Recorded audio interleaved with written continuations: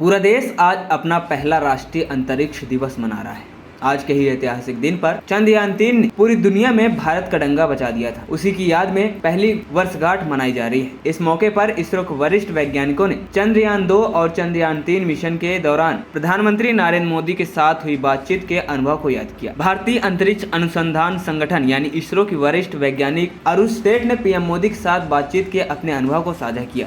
उन्होंने कहा, मंगलयान मिशन मंगल की कक्षा में पहुंचने वाला था, फिर वह हमारे केंद्र में आया, फिर वह चांद पर पहुंचने में सफल रहा। हम लोग बहुत खुश थे। प्रधानमंत्री के हमारे साथ जुड़ने से उत्साह था। जब मिशन सफल हो गया तब उन्होंने वैज्ञानिकों को अपना भाषण दिया। सेठ ने प्रधानमंत्री नरेंद्र मोदी के मुख्यमंत्री रहने के दिनों को लेकर अंतरिक्ष विज्ञान में रुचि आने के बारे में भी बताया। उन्होंने बताया कि पीएम मोदी के भाषण में बताया कि कैसे अंतरिक्ष विज्ञान में रुचि आई। उन्होंने अहमदाबाद में अंतरिक्ष अनुप्रयोग केंद्रों का दौरा करने के बारे में भी अपने भाषण में बताया था। पीएम मोदी ने बताया कि उन्होंने अंतरिक्ष अनुप्रयोग केंद्र का दौरा कर यह पता लगाने की कोशिश की थी कि जब वह गुजरात के मुख्यमंत्री थे तो यहाँ क्या चल रहा था। वहीं एक अन्य इसरो वैज्ञानिक पवित्रा शिंदे ने कहा कि मैं चंद्रयान-3 मिशन के बारे में शुरुआत से बता सकती हूँ। उसकी लैंडिंग का समय सबसे ऐतिहासिक पल था। मैं करीब पहली ही लाइन में बैठी हुई थी। मैं हमारे डॉपलर्स पर नजर रख रही थी। लैंडिंग के समय सिस्टम पर नजर रख रही थी। फिर हम चांद पर सफल उतरे। हमारे प्रमुख ने इसका ऐलान किया। इसके बाद वर्चुअली पीएम मोदी के साथ बातचीत हुई। यह पल आनंददायक था, कुछ ऐसा आनंदमय